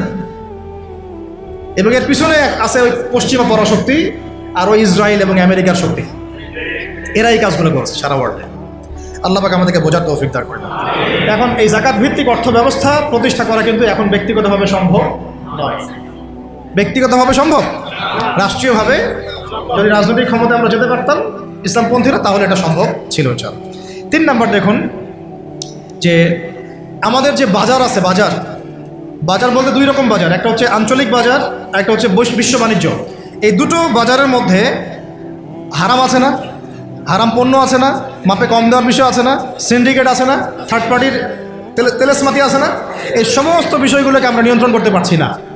ইসলামী অর্থ ব্যবস্থা থাকলে বা ইসলামী বাজার ব্যবস্থা থাকলে, ইসলামিক যদি আমরা কী বল সাম্যের ইকোনমি যদি আমাদের সামনে থাকতো, তাহলে আমরা এই প্রত্যেকটা হারামকে বন্ধ করতে পারতাম ইনশাআল্লাহ। আমরা এই মজুদদারিগুলো বন্ধ করতে পারতাম, আমরা সিন্ডিকেট বন্ধ করতে পারতাম, আমরা এই যে ইনফ্লেশন বন্ধ করতে পারতাম, আমরা এই বাজারের যে জুলুমগুলা, দুর্নীতিগুলো, এগুলো বন্ধ করতে পারতাম। এগুলো কিন্তু আমরা বন্ধ করতে পারছি না, বরং ইনস্ট্যান্ট শাস্তির আওতায় আনা সম্ভব ছিল, আমরা এটা করতে পারছি না শুধুমাত্র ইসলামিক বিধান না থাকার কারণে। আল্লাহ পাক আমাদের বোঝার তৌফিক দান করেন। তারপরে দেখুন 4 নম্বর হচ্ছে আমাদের পুরো অর্থ ব্যবস্থায়, এটা ভালো করে বোঝেন, পুরো অর্থ ব্যবস্থায় ইকোনমিক সিস্টেমের মধ্যে 3টা জিনিস খুব মোটা দাগে আছে। একটা হলো জুলুম, একটা হলো খেয়ানত, একটা হচ্ছে দুর্নীতি। কি বললাম? জুলুম, খেয়ানত, দুর্নীতি। এই 3টা আমরা দূর করতে পারি নাই আমাদের অর্থ ব্যবস্থা থেকে। যদি ইসলামিক অর্থ ব্যবস্থা থাকতো, জাকাত ভিত্তিক, সাদাকা ভিত্তিক, কৃষি ভিত্তিক, শিল্প ভিত্তিক, হালাল বাণিজ্য, আঞ্চলিক এবং বৈশ্বিক, তাহলে দেখতেন ইনশাআল্লাহ সমস্ত জায়গা থেকে জুলুম, তারপরে আপনার এই খেয়ানত এবং এই দুর্নীতি একটাও স্থান পেত না। কারণ এটাতে জনগণকে আমরা তখন আল্লাহর কাছে জবাবদিহি করতে বাধ্য করতাম এবং আল্লাহ পাকের বিধান অনুযায়ী বিচার ফয়সালা করতাম। আল্লাহ পাকের বিধান অনুযায়ী বিচার ফয়সালা করা হতো, তখন তারা এই সাহসটা পেত না। 5 নম্বর হচ্ছে দেখুন যে ইসলাম বিরোধী যত মতবাদগুলো আছে, যেমন ধরেন কয়েকটা কথা তো বললাম, যেমন ইসলাম বিরোধী অনেক মতবাদ, আসলে তারা তো বুঝতে পারেন না যে কমিউনিজম একটা ইসলাম বিরোধী মতবাদ, সেকুলারিজম একটা ইসলাম বিরোধী মতবাদ, এইগুলো তো পলিটিক্যাল, এর বাইরে সামাজিক অনেক ব্যাপার আছে। যেমন ইসলাম বিরোধী বিভিন্ন মতবাদ সংস্কৃতি, কাদিয়ানি মতবাদ ধরেন, তারপরে ইসাই মুসলিমদের ফিতনা, ইসলাম বিরোধী যত মতবাদ, যেমন এই কমিউনিজম বা so-called communism, so-called democracy, so-called secularism, বা এই যে LGBTQ, তারপরে রিবা, কাদিয়ানি মতবাদ, এনজিওদের সুদের ফেতনা, ইসাই মুসলিমদের ফেতনা, যত ইসলাম বিরোধী মতবাদগুলো আছে এইগুলোকে রাষ্ট্রীয়ভাবেই আস্তে আস্তে আস্তে মিটিয়ে ফেলা সম্ভব ছিল। কিন্তু ইসলামী রাষ্ট্র ব্যবস্থা না থাকলে এটাকে আপনি মেটাতে পারবেন না, বরং তারা সমাজে আধিপত্য বিস্তার করার চেষ্টা করবে এবং তারা ফ্লুয়েন্টলি তাদের মিশনে কাজ করতে শুরু করবে, যেটা আমরা দেখেছি তারা কাজ করছে। কাদিয়ানীদেরকে কেউ ঠেকাচ্ছে কি? না। ইসাই মুসলিমদের ফেতনা কি কেউ ঠেকাতে পারছি? আমরা হয়তো দাওয়াত দিতে পারছি, বুঝাতে পারছি, ওদের এলেমের এগেনস্টে আমরা আমাদের এলেম জাহির করতে পারছি, মোনাজারা হচ্ছে, কিন্তু ওদের উপর কোনো কঠোর ব্যবস্থা কিন্তু আমরা গ্রহণ করতে পারছি না। ওটা ব্যক্তিগতভাবে সম্ভব হচ্ছে না, কিন্তু রাষ্ট্র থাকলে আমরা পারতাম। এলজিবিটি কিউ, যে ওরা বলছে এলজিবিটি কিউ বইয়ের মধ্যে নিয়ে আসতেছে, রাস্তায় মানববন্ধন করছে, অধিকার চাচ্ছে, আইন পাস করতে বলছে, সমকামিতার আইন পাস করতে বলছে, সুদ তো আগেই হালাল করে ফেলছে তারা, মদের লাইসেন্স তো এগুলো আগেই দেওয়া হয়েছে, পতিতালয়ের লাইসেন্স আগেই দেওয়া হয়েছে। আর ইসাই মুসলিমরা কাজ করতেছে, শুধু এনজিওরা কাজ করতেছে, কাদিয়ানিরা কাজ করতেছে। আমরা কি এগুলোর একটাও গোড়ার থেকে কেটে ফেলতে পারছি? আচ্ছা, তো এটা আমরা পারতাম যদি আমাদের কাছে ইসলামী শাসন ব্যবস্থা বা ইসলামী একটা ইমারা বা একটা খেলাফা রাষ্ট্র থাকতো। এই জিনিসগুলো আমাদেরকে বুঝতে হবে। আল্লাহ পাক বোঝার তৌফিক দান করুন। কয়টা বলছি? 5টা। 6 নম্বরটা খুব বেশি ইম্পর্টেন্ট। এটা আমাদের জন্য খুব বেশি ইম্পর্টেন্ট এই কারণে যে এটা জাতির মেরুদণ্ড। আমাদের জাতির মেরুদণ্ড কি? শিক্ষা। এখন আসেন একটু পিছনে ফিরে থাকেন, বিগত 30, 40, 50 বছরে, বিগত 30 থেকে 40 বা 50 বছরে জাতীয় শিক্ষা ব্যবস্থার মধ্যে ইসলাম কতটুকু আছে আর কতটুকু নাই? আদৌ কি আছে? জাতীয় শিক্ষা ব্যবস্থা, আমি কিন্তু মাদ্রাসা শিক্ষার কথা বলছি না। আচ্ছা, মাদ্রাসা শিক্ষা ব্যবস্থা প্রণয়ন করতে হলো কেন? কারণ জাতীয় শিক্ষা ব্যবস্থার মধ্যে ইসলাম নাই, তাই। মাদ্রাসাগুলো না থাকলে তো ইসলাম মিটাই ফেলতো তারা। মাদ্রাসাগুলো না থাকলে কি করতো? ইসলাম মিটাই ফেলতো। তো মাদ্রাসার খেদমত তো একটা স্রোত। আমার দেশের 80%, 90% মানুষ মুসলিম, কোটি কোটি ছেলে মেয়ে স্কুলে পড়াশোনা করে, কলেজে পড়াশোনা করে, ইউনিভার্সিটিতে পড়াশোনা করে। আচ্ছা, তাদের কি মৌলিক অধিকার না যে তারা প্রাইমারি স্কুলে কোরআন শিখবে, হাই স্কুলে তারা অন্তত আরবিটা শিখবে, ফরজ আইনের জ্ঞান জানবে, হাদিস শিখবে, সিরাত শিখবে, কোরআন অনুবাদ করতে পারবে বা কোরআনের তাফসীর করতে পারবে, অথবা তারা ফিকহ বা উসুলের জ্ঞানগুলো অর্জন করবে, মুফতি হবে, মুহাদ্দিস হবে, মুফাসসির হবে? এই অধিকার কি আমাদের এই কোটি কোটি ছেলের নাই, মেয়েদের নাই? আমরা শিক্ষাকে একদম সেকুলার করে ফেলছি। শিক্ষা ব্যবস্থার মধ্যে ইসলাম আনা যাবে না, ঠিক যেমন রাষ্ট্র ব্যবস্থার মধ্যে ইসলাম আনা যাবে না, অর্থনীতির মধ্যে ইসলাম আনা যাবে না, ঠিক ওই রকমই শিক্ষা ব্যবস্থার মধ্যেও ইসলাম আনা যাবে না। এই কনসেপ্টটাই আমরা আমাদের জাতিকে দীর্ঘদিন যুগের পর যুগ অন্ধকারে রাখছি। এই জন্য দেখা যায় একজন এমপি সাহেব কোরআন তেলাওয়াত করতে পারে না, একজন বিসিএস ক্যাডার সূরা ফাতিহা পড়তে পারে না, একজন বুদ্ধিজীবী টকশো ফড়াই ফেলতেছে, একদম টকশো থেকে একদম কি একটা অবস্থা, টেবিল থাপড়ায় থাপড়ায় কথা বলছে, কিন্তু এদিকে সে ওযুর ফরজ বলতে পারে না। হ্যাঁ, এইভাবে আমরা আমাদের সমাজটাকে একদম ধ্বংস করে ফেলছি। এই জায়গায় কথা বলতে গেলে আমি একটু উত্তেজিত হয়ে পড়ি। আমরা আমাদের সমাজের শিক্ষাটাকে একদম ধ্বংস করে ফেলছি, একেবারে ধ্বংস করে ফেলছি। আমাদের আর্মি অফিসারদের কি এই অধিকার ছিল না যে তারা কোরআনে হাফেজ হবেন, তারা মুহাদ্দিস হতে পারবেন, মুফতি হতে পারবেন? হ্যাঁ, নবী সাল্লাল্লাহু আলাইহি ওয়াসাল্লামের যুগে যারা ফ্রন্টলাইন সোলজার, ফ্রন্টলাইন মুজাহিদ, তারা কি মুফতি ছিলেন না, মুহাদ্দিস ছিলেন না, কারি ছিলেন না, হাফেজ ছিলেন না? তাহলে আমাদের তো তারা ফ্রন্টলাইন যোদ্ধা। তাদের মধ্যে কয়জন হাফেজ, কয়জন আলেম, কয়জন কারি, কয়জন মুফতি, কয়জন মুহাদ্দিস? অথচ তাদেরকে এগুলো শিখতে দেওয়া হয় নাই। কারণ তারা এগুলো শিখে যদি আবার আল্লাহর পথে ফিরে আসে, তারাই যদি আবার ইসলামের রাষ্ট্রের কথা বলে। র্যাবের ভাইদের অধিকার ছিল না, পুলিশের ভাইদের অধিকার ছিল না, আমাদের বিজিবির ভাইদের অধিকার নাই? সবার অধিকার ছিল। বুদ্ধিজীবীদের, আমাদের ব্যবসায়ীদের, আমাদের যে আওয়াম জনগণ যারা, সবার অধিকার ছিল না? এই যে তোমরা যারা জেনারেল লাইন স্টুডেন্ট, তোমাদের অধিকার ছিল না? শিখতে দেওয়া হয় নাই। কিন্তু আমরা তাদেরকে মেসেজ দিতে চাই যে আপনাদের এটা শেখার পূর্ণ অধিকার আছে, এবং আপনারা যদি এগুলো শিখে আল্লাহকে চিনতে শিখেন, রাসূলকে চিনতে শিখেন, এবং ইসলামিক রাষ্ট্রের গুরুত্ব তাৎপর্য বুঝতে শিখেন, আল্লাহ পাক আপনাদেরকে এই যুগের খালিদ আর ওমর বানাই দেবে ইনশাআল্লাহ। এবং আপনারাই ইনশাআল্লাহ আজ হোক আর কাল হোক আপনারাই বলবেন যে এই রাষ্ট্রটা যেন ইসলামী রাষ্ট্র হয়। যখন আপনারা দেখতে থাকবেন, বুঝতে থাকবেন যে হ্যাঁ, কত জুলুমের শিকার হচ্ছি আমরা, আর ইসলামী রাষ্ট্র না থাকার কারণে আমরা কিভাবে বঞ্চিত হয়েছি, বৈষম্যের শিকার হয়েছে, তখন আপনারা নিজেরাই ইনশাআল্লাহ তাআলা দাওয়াত এবং জিহাদের মধ্য দিয়ে এই বাংলার মধ্যেই আপনারা ইসলামী রাষ্ট্র কায়েম করবেন ইনশাআল্লাহ। আমরা দোয়া করি যেন আমাদের এই ভাইদেরকে আল্লাহ হেদায়েত দান করেন। ঠিক আছে? এখন এই শিক্ষা ব্যবস্থার সংস্কার ব্যক্তিগতভাবে কি সম্ভব? ব্যক্তিগতভাবে আপনি হয়তো একটা স্কুল করলেন, ওই যে আমি বললাম যে আমি একটা প্রতিষ্ঠান করেছি, আপনি একটা মাদ্রাসা করেছেন, উনি একটা মক্তব করেছেন, উনি একটা স্কুল করেছেন, কলেজ করেছেন, এই পর্যায়ে করতে থাকবে। তারপরেও এখানে তো কিছুটা খেদমত করার সুযোগ আমাদের আছে, বাকি ক্ষেত্রগুলো তো একেবারেই বন্ধ করে দিয়েছে, তাই না? আর একটু ভেবে দেখেন, একটু চোখ বন্ধ করে ভেবে দেখেন, যদি ইসলামী রাষ্ট্র ব্যবস্থা থাকতো, ইসলামিক গভর্নমেন্ট থাকতো, তাহলে কত চমৎকার শিক্ষা ব্যবস্থা থাকতো, কত চমৎকার হতো প্রাইমারি স্কুলগুলো। প্রত্যেকটা প্রাইমারি স্কুল হয়ে যেত একটা মাদ্রাসার মতো, কত সুন্দর হতো আমাদের হাই স্কুলগুলো, আমাদের ইউনিভার্সিটিগুলো। থাকতো না কোনো ফ্রি মিক্সিং, থাকতো না কোনো নারী পুরুষের অবাধ মেলামেশা, থাকতো না কোনো অপরাজনীতি, থাকতো না কোনো জুলুম, আবরারকে এভাবে পিটায় হত্যা করার সুযোগ হতো না কারো, হ্যাঁ হতো? থাকতো না কোনো, আর কি বলবো, হ্যাঁ, বেপরদামি, বেহায়ামি, এগুলো থাকতো না।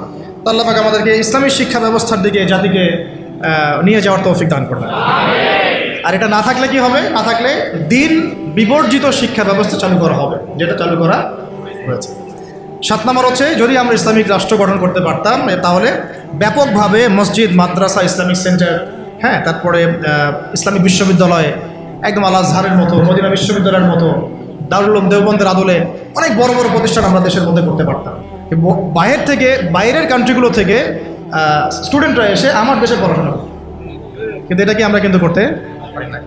বরং উল্টা দেখবেন, যদি এটা না থাকে তাহলে কি হচ্ছে, ব্যক্তিগত পর্যায়ে আপনাকে কাজ করতে হবে। এছাড়া বরং আমরা এমন একটা অবস্থা চলে যাবো যে অন্যের কাছে হাত পাততে হবে আমাদেরকে একটা প্রতিষ্ঠান করার জন্য।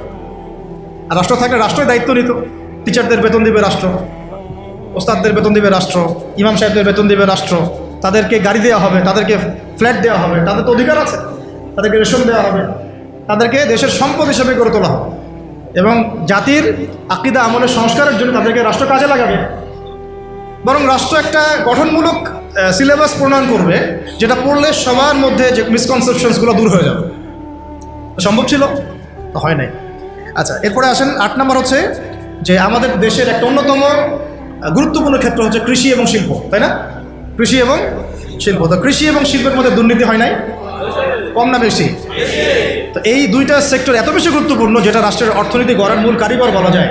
তো এই কৃষি এবং শিল্পের সমস্ত দুর্নীতিকে বন্ধ করা সম্ভব ছিল যদি ইসলামী রাষ্ট্র ব্যবস্থা থাকতো, যেটা আমরা করতে পারি নাই। কৃষক ভাইদেরকে অধিকার দেওয়া হয় নাই, যে পণ্যটার দাম এখানে 100 টাকা, দেখবেন সেই বেচারা বিক্রি করছে 10 টাকায়। কৃষকের সাথে সরাসরি সরকারের সম্পর্ক নেই, মাঝখানে বহু থার্ড পার্টি আছে, তাহলে ওদের উপর জুলুম হচ্ছে না? শ্রমিক, যে শ্রমিকের আপনি গার্মেন্টসে বেতন দিচ্ছেন 10,000 টাকা, 12,000 টাকা, এই পণ্যগুলোকে এক্সপোর্ট করে তারা কোটি কোটি টাকার বিজনেস করছে। তো তাদের এবং রাষ্ট্রের মাঝখানে একটা কি আছে, মধ্যস্থতা করার একটা মাঝখানে থার্ড পার্টি আছে। এই মাঝখানে অনেক টাকা পয়সা গায়েব হয়ে যাচ্ছে একবার উপরে, এর উপরে যাচ্ছে না, যাচ্ছে কানাডায়, সুইজারল্যান্ডে, সুইস ব্যাংকে, অমুক জায়গায়, তমুক জায়গায়। তো এই যে গরিবের রক্তচোষা অর্থনীতি, এটা বন্ধ করা যেত যদি আমরা ইসলামী রাষ্ট্র ব্যবস্থা প্রণয়ন করতে পারতাম। কি লম্বা হয়ে যাচ্ছে নাকি? আচ্ছা, 25টা পয়েন্ট বলবো আপনাদের ইনশাআল্লাহ। কয়টা? আজকের মতো 25টা, আরও আছে। যখন কিতাব আসবে ইনশাআল্লাহ তখন আরও 50টা 100টাও পাবেন ইনশাআল্লাহ। কয়টা বলছি? 8টা। হ্যাঁ, 8টা না? 8টা। 9 নম্বর লিখেন। 9 নম্বর হচ্ছে যাবতীয় অপসংস্কৃতিকে রুখে দেওয়া সম্ভব ছিল। যেমন স্টার জলসা, জি বাংলা, হ্যাঁ, পরকীয়া শেখানো হয়, জেনা শেখানো হয়, মদ খাওয়া শেখানো হয়, হ্যাঁ, তারপরে ওই যে গুন্ডা মাস্তানি করাকে হিরোর রোল দেওয়া হয়, আর আমাদের ছেলে পেলে ওইটাকে ফলো করে।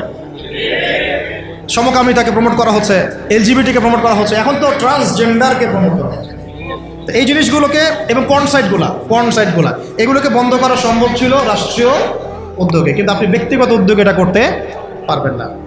আচ্ছা, 9 নম্বর হচ্ছে এটা কত? 10 নম্বর হচ্ছে, এটা খুব গুরুত্বপূর্ণ, খুবই গুরুত্বপূর্ণ। সেটা হচ্ছে ইসলামী রাষ্ট্র ব্যবস্থা যদি না থাকে, তাহলে এই যে অনলাইন এবং অফলাইনে যত প্রিন্ট এবং ইলেকট্রনিক মিডিয়া আছে, এদের মিথ্যাচার আপনি বন্ধ করতে পারবেন, এদের ইসলাম বিদ্বেষ আপনি বন্ধ করতে পারবেন না, এদের শয়তানি আপনি বন্ধ করতে পারবেন না।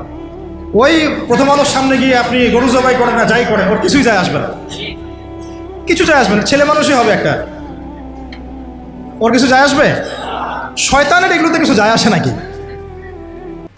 তো যদি ইসলামী রাষ্ট্র ব্যবস্থা আপনার হাতে থাকতো, তাহলে আপনি আইন প্রণয়ন করে হোক, নীতি নির্ধারণ করে হোক, এবং আইনের সুশাসন নিশ্চিত করে হোক, ইসলামের স্বার্থকে সর্বোচ্চ অগ্রাধিকার দিয়ে আপনি এগুলোকে নিয়ন্ত্রণ করতে পারতেন। ইসলামের শাস্তি এগুলাই, ইসলামী শাস্তি এগুলা, দোররা, বেত্রাঘাত, হাত কেটে ফেলা, কি তাই না, রজম করা। এই জন্য এই ভয়ে তো বহু মানুষ চায় না যে ইসলামী রাষ্ট্র হোক। বহু মানুষ এই কারণে ইসলামী রাষ্ট্র চায় না যে ইসলামী রাষ্ট্র ব্যবস্থা আসলে পরে তাদের ব্যক্তি জীবনের গুনাহ তারা করতে পারবে না। কারণ ব্যক্তি জীবনে জেনা করে, ও তো চাবে না ইসলামী রাষ্ট্র আসুক। ব্যক্তি জীবনে মদ খায়, ও তো চাইবে না যে মদ, আরে বাপরে বাপ, ইসলামী রাষ্ট্র আসলে তো 80টা বেত্রাঘাত করবে আমাকে, তাই না? ইসলামী রাষ্ট্র আসলে তো পরকীয়া করতে পারবে না। তখন তো আপনি ধরেন যে খোলামেলা এবং উন্মুক্ত কনসার্ট আপনি করতে পারবেন না। আপনি শুনলে বাসায় শুনবেন, ব্যক্তিগতভাবে পাপ করবেন, জনগণকে পাপই করতে পারবেন না, তাই না? ইসলামী রাষ্ট্র আসলে অনেক অনেক সমস্যা আছে আবার। ওই সমস্যাগুলোর কারণে তারা আবার চায় না ইসলামী রাষ্ট্র আসুক। তো যাই হোক, চাক আর না চাক, একটা কথা বলে দেই, অনলাইনে দিয়ে দিব না, মানে কেউ চাক আর না চাক, কেউ চাক বা নাই বা চাক, আজ হোক আর কাল হোক, এই বাংলাদেশের বুকে ইসলামী রাষ্ট্র কায়েম হবেই হবে। কেউ এটাকে বদলাইতে পারবে না। কেন পারবে না বলেন? কেন পারবে না? কারণ নবী সাল্লাল্লাহু আলাইহি ওয়াসাল্লাম ভবিষ্যৎবাণী করেছেন যে একটা কাঁচা বাড়ি বাদ থাকবে না, একটা পাকা বাড়ি বাদ থাকবে না যেখানে আল্লাহ পাক তার তাওহীদের কালিমা লা ইলাহা ইল্লাল্লাহ মুহাম্মাদুর রাসূলুল্লাহকে প্রকাশ করাবেন না। ওরা যে বলছেন অখণ্ড ভারত হবে, হ্যাঁ অখণ্ড ভারত হবে ঠিকই, তবে সেটা হবে কিসের? ইসলামের এবং তাওহীদের কালিমা লা ইলাহা ইল্লাল্লাহ মুহাম্মাদুর রাসূলুল্লাহ।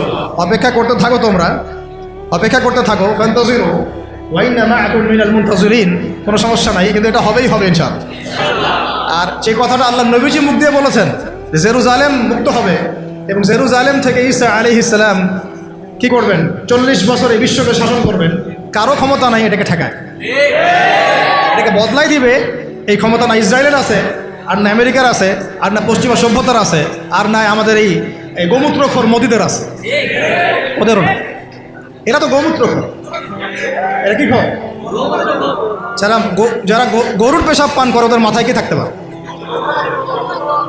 তো যখন ওগুলো খেয়ে নেশা মাথায় উঠে আর কি, তখন হেডাম দেখায়। বুঝতে পারছেন কথা? যাই হোক, আমরা দোয়া করি আল্লাহ পাক তাদেরকে হেদায়েত দান করেন। আবু জেহেলের জন্য তো দোয়া করা হয়েছিল না? আল্লাহ আবু জেহেল বা ওমর রাদিয়াল্লাহু আনহুর মধ্যে যাকে আপনি ভালোবাসেন আল্লাহ আপনি হেদায়েত দান করেন। এমন হতেই পারে যে তাদের বহু মানুষ ইসলামের সৌন্দর্য দেখে আমাদের দিনে ইনশাআল্লাহ দীক্ষিত হবে, এটা হতেই পারে। বিইজ্জে আজিজ আও যুল্লি দালিল, একটা হাদিসে আছে যে সম্মানের ঘরে সম্মানের সাথে ঢুকবে, অসম্মানের ঘরে একবার অপদস্থ করে ইসলাম ঢুকবে ইনশাআল্লাহ। তো যাই হোক, পয়েন্টটা ছিল কি, যে আমরা যদি ইসলামিক রাষ্ট্র ব্যবস্থা থেকে যেতে পারি তাহলে প্রিন্ট এবং ইলেকট্রনিক মিডিয়ার এই যে ইসলাম বিদ্বেষ এগুলোকে আমরা বন্ধ করতে পারবো। তখন আমরা ইনসাফ প্রতিষ্ঠা করতে পারবো এবং সত্য মানুষের কাছে প্রচার করতে পারবো। সারা বিশ্বে ইসলামকে এই যে জঙ্গি, সন্ত্রাসী এই শব্দগুলো কারা ছড়াইছে বলেন তো? এই মিডিয়ারাই ছড়াইছে। কারা ছড়াইছে? এই মিডিয়ারা ছড়াইছে। ইহুদিরা ছড়াইছে, খ্রিস্টানরা ছড়াইছে, জায়নিস্টরা ছড়াইছে, সবাই ইসলামকে জঙ্গি ধর্ম, সন্ত্রাসী ধর্ম এগুলো ছড়াইছে না? মুজাহিদদেরকে বলেছে এরা সন্ত্রাসী। এখন পর্যন্ত হামাসের ভাইদেরকে তারা বলে সন্ত্রাসী। আর এই জালেম ইসরায়েলকে তারা বলে কি বলে? হ্যাঁ, মানবতাবাদী না? আমাদের ভাইরা ওখানে নির্যাতিত হচ্ছেন, নিপীড়িত হচ্ছেন, কিন্তু আল্লাহ পাকের কাছে ওই জায়গাটা অনেক মকবুল একটা জায়গা। কেন মকবুল? আল্লাহ পাক ওই জায়গা থেকে বেশি সুহাদা নিচ্ছেন আল্লাহর কাছে, বেশি শহীদ আল্লাহ ওইখান থেকে নিচ্ছেন। তো এটা দেখে আমাদের তো রক্ত আর ঠান্ডা থাকে না, সবার গরম হয়ে যায়, কেউ দেখতেও পারি না এখন এগুলা। কিন্তু আমাদের হাত বাঁধা, আপনি কিছু করতে পারছেন না। কেন কিছু করতে পারছেন না? কারণ আমাদের হাতে কোনো ইসলামিক রাষ্ট্র নাই। তাই ব্যক্তিগতভাবে আপনি সেখানে কিছু করতে পারবেন না, কিন্তু ইসলামিক রাষ্ট্র ব্যবস্থা থাকলে আমরা আমাদের ভাইদের পাশে দাঁড়াতে পারতাম, আমরা মাজলুমদের পাশে দাঁড়াতে পারতাম, অথবা অন্তত পক্ষে আমরা জাতিসংঘকে চাপ দিতে পারতাম না? অথবা আমরা ইউনাইটেড একটা মুসলিম কমিউনিটি করতে পারতাম পুরো বিশ্বের শক্তিশালী মুসলিম রাষ্ট্রগুলো নিয়ে। তখন দেখতাম যে ওরা কোথায় পালানোর রাস্তা খুঁজে পায়। কিন্তু আমরা কিন্তু এটা করতে পারছি না। বরং ওরা করেছে নেটোর মাধ্যমে, ওরা ঐক্যবদ্ধ জোট করে আমাদেরকে ভয় দেখাচ্ছে। তো এই জন্য অনেক কারণ আছে ভাই। এই কারণগুলো আমাদেরকে একটা দিকেই এখন নিসবত করছে যে আমাদের একটা মুসলিমদের একটা ইসলামপন্থী রাষ্ট্র দরকার, ইসলামপন্থী সরকার দরকার। আদারওয়াইজ আমরা বিশ্বের বুকে স্বাধীন হতে পারবো না। এমনকি আমরা আমাদের মাজলুম ভাইদেরকে সাহায্য করতে পারছি। আল্লাহ আমাদেরকে বোঝার তৌফিক দান করুন। আচ্ছা, 10 নম্বর হচ্ছে, 10 না 11 হচ্ছে সমস্ত সামাজিক অশ্লীলতা, যেমন বেপরদামি, কিশোর গ্যাং, মাদকের আকড়া, জুয়ার আকড়া, এগুলোকে আপনি বন্ধ করতে পারবেন না যদি ইসলামিক রাষ্ট্র ব্যবস্থা না হয়। 13 নম্বর হচ্ছে আইনের সুশাসন বলে একটা শব্দ শুনি আমরা। এটা গদবাদ একটা শব্দই থাকে, এর আসলে বাস্তব খুব একটা প্রয়োগ হয় না। কারণ আমরা দেখেছি আইনকে হাতিয়ার করে নিয়ে মানুষ রাজনীতি করেছে, ব্যক্তি আক্রোশ ঝেড়েছে এবং ব্যক্তির স্বার্থ চরিতার্থ করেছে, দলের স্বার্থ উদ্ধার করেছে, তাই না? ওলামায়ে কেরামরা কি অপরাধ করেছিলেন শাপলা চত্বরে যে তাদের সবার উপরে 10টা 5টা করে মামলা দিতে হবে? বলেন। যারা মারলো তাদের বিরুদ্ধে মামলা হলো না, যারা মরলো তাদের বিরুদ্ধে মামলা হলো। তার কি অপরাধ করেছিলেন? এখনো বহু ওলামায়ে কেরাম 5টা 6টা 10টা করে মামলা নিয়ে কাঁধে নিয়ে ঘুরছেন না? তাহলে আইনের সুশাসন কি এখানে হয়েছে? নিশ্চিত। এখন পর্যন্ত এই পরিবর্তিত সরকার বলছেন এখন পর্যন্ত এগুলোকে উইথড্র করা হয় নাই, এখন পর্যন্ত মামলাগুলো থেকে উইথড্র করা হয় নাই, এখন পর্যন্ত বহু গুম হওয়া মানুষকে উদ্ধার করা হয় নাই। আর আমরা জানি তারা কি পরিমাণ কষ্টে আছেন, আমরা গেস করতে পারি যে তারা কি পরিমাণ কষ্টে আছে। এটা তো আপনি গেস করতে পারবেন না, কারণ আপনার সে অভিজ্ঞতা নাই, সমুদ্র দেখেন নাই, আপনি বুঝবেন কিভাবে এর গভীরতা কেমন। সেখানে একদিন মনে হবে 1 বছরের সমান, একদিন মনে হবে কি 1 বছরের সমান। এমন বহু মানুষ ভিতরে এখনও আছে যারা মাজলুম, নির্যাতিত, নিপীড়িত, এখন ওদেরকে বের করা হয় না। এখনও বহু মানুষের ঘাড়ে মিথ্যা মামলা ঝুলছে, বহু ওলামায়ে কেরাম মামলা নিয়ে ঝুলছেন, ভুগছেন। আর মামলা এমনভাবে দিয়ে রাখে যে সকালবেলা আপনি হাজিরা দিবেন ঢাকায়, একেবারে আবার দেখা যাবে কালকে আবার হাজিরা দেওয়া লাগবে রাজশাহীতে, তারপরে হাজিরা দেওয়া লাগবে চট্টগ্রামে। এইভাবে তারা হ্যারাস করছে মানুষ। আর 4টা 5টা মামলা কার উপর থাকলে তার আর কোনো হ্যারাসমেন্টের প্রয়োজন নাই, এইটাই তার সারা জীবনকে শেষ করে দেবে। তার জমি জমা বাড়ি গাড়ি বিক্রি করেও সে ওখান থেকে বেরোতে পারবে। এটাকে আইনের সুশাসন নিশ্চিত হয়েছে? যদি ইসলামিক রাষ্ট্র ব্যবস্থা থাকতো তাহলে প্রত্যেকটা জালেমের বিচার হতো, প্রত্যেকটা মাজলুমকে আমরা বেকসুর খালাস করে দিতাম এবং এখানে তাওহীদপন্থী সৎ এবং যোগ্য আইনজীবীদেরকে আমরা রাখতে পারতাম না? শুধু তাই না, এই যে ব্রিটিশ আইন চলতেছে, ব্রিটিশ আইন, এই ব্রিটিশ আইনের যে ফাঁকফোকর, নোংরামি, তাগুতি সিস্টেম, এগুলোকে পরিবর্তন করে আমরা আল্লাহর শরিয়া আইন বাস্তবায়ন করতে পারতাম। আচ্ছা, 13 নম্বর হচ্ছে খুব জরুরি পয়েন্ট, সমস্ত অপরাধের বিচার এবং আইনের যে সুশাসন এটা নিশ্চিত করা সম্ভব, সমস্ত অপরাধগুলোর বিচার করা সম্ভব ইনসাফের সাথে, শরিয়া আইনের সাথে এবং আল্লাহর বিধানের অনুকূলে, যেটা ইসলামিক স্টেট না থাকলে কখনোই সম্ভব না। একটা জেনার ঘটনা ঘটেছে নবী সাল্লাল্লাহু আলাইহি ওয়াসাল্লামের যুগে, তিনি কি বিচার করেন নাই? চুরি হয়েছে, তিনি কি বিচার করেন নাই? মদপান হয়েছে, তিনি কি বিচার করেন নাই? তিনি কোন উৎস থেকে আইন নিয়ে বিচার করেছেন? আল্লাহর পক্ষ থেকে আইন দিয়ে বিচার করেছেন। সেটা কিন্তু আমাদের বিগত 50, 60, 70, 100 বছরে আমরা করতে পারি নাই। তো ইসলামী রাষ্ট্র ব্যবস্থা না থাকলে এটা কখনোই সম্ভব হবে না। ঠিক আছে। 14 নম্বর হচ্ছে হুদুদ এবং কিসাস কায়েম করা সম্ভব হবে না। কি বললাম? হুদুদ এবং কিসাস কায়েম করা সম্ভব হবে না যদি ইসলামী রাষ্ট্র ব্যবস্থা না থাকে। যদি থাকে তাহলে আপনি হুদুদ কায়েম করতে পারবেন, কিসাসও কায়েম করতে পারবেন। কিসাস কি? হত্যার বদলে হত্যা, খুনের বদলে খুন। এই যে মনে করেন কয়দিন আগে দেখলেন না, একটা বাস এসে পিছিয়ে দিয়ে চলে গেল, রাস্তাঘাটে কত ঘটনা ঘটছে, এমন হচ্ছে না? কত ঘটনা ঘটছে, কত যে নিরপরাধ মানুষ আমাদের সমাজে প্রাণ হারায়, কোনো হিসেব আছে, কোনো তালিকা আছে? সবগুলোকে সুষ্ঠু কোনো বিচার হয়? বহু মানে জালেম পার পেয়ে যায় না? কিন্তু হুদুদ আর কিসাস থাকলে কোনো জালেম পার পাইত না, বরং এগুলো সবার সামনে দৃষ্টান্তমূলক শাস্তি দেওয়া হতো। যেমন এই এলাকায় যদি কোনো চুরি হতো তাহলে সবার সামনে তাকে নিয়ে এসে তার হাত কেটে ফেলা হতো। তখন কি চুরি বাড়তো না কমতো? নিশ্চয়ই বাড়তো নাকি? চুরি কি বাড়তো? এটা হচ্ছে একটা সাইকোলজিক্যাল ট্রিটমেন্ট। এটা একটা সাইকোলজিক্যাল ট্রিটমেন্ট যে মানুষ যখন দেখে যে হ্যাঁ, আরে চুরি করলে তো এমন শাস্তি দিবে, জেনা করলে তো ভাই আমার এমন শাস্তি আছে, মানুষ ভয়ে অনেক সময় পাপ করে, ভয়ে পাপ করে। এটা খুব জরুরি। খালি মানুষকে শুধুমাত্র আপনি মানে মিষ্টি মিষ্টি ওয়াজ করে লাইন আনতে পারবেন না। তখন ওয়াজের সাথে সাথে কি লাগবে? মেডিসিনও লাগবে। কি লাগবে? মেডিসিনও লাগবে। তো এই মেডিসিনগুলো দিতে হবে ওয়াহি ভিত্তিক। আল্লাহ পাক আমাদেরকে হুদুদ এবং কিসাস কায়েম করার তৌফিক দান করেন। আচ্ছা, একটা এক্সাম্পল দিই। এই যে আমাদের ছাত্র ভাইরা শহীদ হয়েছেন, শত শত হাজার হাজার, আল্লাহ ভালো জানেন সংখ্যা কত, আমরা জানি না, আমরা কিন্তু এক্স্যাক্ট সংখ্যা জানি না। বহু ভাই পঙ্গু হয়ে হাসপাতালে পড়ে আছেন, তাদের খুনের বিচার করা দরকার ছিল কি না? কতগুলো হয়েছে? যদি একটা এক্সাম্পল দিই, যদি ধরেন যে একজন ছাত্রকে হত্যা করার জন্য একজন পুলিশ দরকার হয় বা একটা বুলেটও দরকার হয়, তাহলে তো যদি 1000 জন মারা যায় তাহলে 1000 পুলিশকে শাস্তির আওতায় আনা লাগতো আর কি। 1000 পুলিশকে গ্রেফতার হয়েছে? হ্যাঁ, তাদেরকে আদেশদাতারা কি সবাই গ্রেফতার হয়েছে? তাদের মাস্টার মাইন্ডরা কি এখন পর্যন্ত ফাঁসির কাজটা ঝুলেছে কেউ? তো এই যে ইসলামী হুদুদ এবং কিসাস থাকলে এতদিন পর্যন্ত সবার আগে যে কাজটা হতো, এটা যদি তথাকথিত এই যে ডেমোক্রেটিক বিপ্লব না হয়ে যদি এটা হতো ইসলামিক কোনো রেভলিউশন, তাহলে সবার আগে বিচার হতো খুনের হত্যার বিচার হতো, সবার আগে এই কাতিলদের কেসাস করা হতো। কিন্তু এটা কিন্তু হয় নাই, বিকজ এটা ইসলামিক মুভমেন্ট হয় নাই, এটা ইসলামিক কোনো রেভলিউশন হয় নাই। যাই হোক, যা হয়েছে হয়েছে, যা হয়েছে হয়েছে। এখন আমরা চেষ্টা করব যেন জালেম আবার ফিরে না আসে এবং মাজলুম যেন কখনো আবার নির্যাতিত না হয়, আর আস্তে আস্তে যেন আমরা ইসলামিক রাষ্ট্র ব্যবস্থা দিকে যেতে পারি। আমরা জানি যে একদিনে আমরা যেতে পারবো না, একদিনে কি পারবো? আলোচনাগুলো তো ওঠা উচিত, সবার জানা উচিত, সচেতনতা তৈরি করা উচিত। আজ হোক আর কাল হোক ইনশাল্লাহ হবেই হবে ইনশাল্লাহ। এটা গেল আপনার কত নম্বর বললাম? 13 নম্বর। 14 নম্বর। 15 নম্বর হচ্ছে, এটা খুব জরুরি পয়েন্ট, প্রত্যেকটা ডিপার্টমেন্টে হোক প্রশাসন, হোক ব্যাংকিং সিস্টেম, হোক ইকোনমিক্স, হোক রাজনীতিবিদদের মধ্যে, হোক আপনার প্রিন্ট মিডিয়া, ইলেকট্রনিক মিডিয়ায়, প্রতিটা ডিপার্টমেন্টে যত ভারতীয় দালাল আছে, বিজাতীয় দালাল আছে, বিজাতীয় দোসর আছে, এদেরকে আপনি চিহ্নিত করে শাস্তির আওতায় আনতে পারবেন না যদি আপনি ইসলামিক রাষ্ট্র ব্যবস্থার দিকে না যান। যতই চেষ্টা করেন ফাঁকফোকর দিয়ে তারা বের হয়ে যাবে, ইসলামিক রাষ্ট্র ব্যবস্থার মধ্যে নাই। তো তারা এখানে ফাঁকফোকর খুঁজবে, পেয়েও যাবে, পার পেয়েও যেতে পারে। যেমনটা বিগত সময় হয়েছে না? বিগত সময় তো অনেক অপরাধী পার পেয়ে যায় নাই, গিয়েছে, সবার কি বিচার হয়েছে? হয় নাই। আল্লাহ পাক আমাদেরকে বোঝার তৌফিক দান করেন।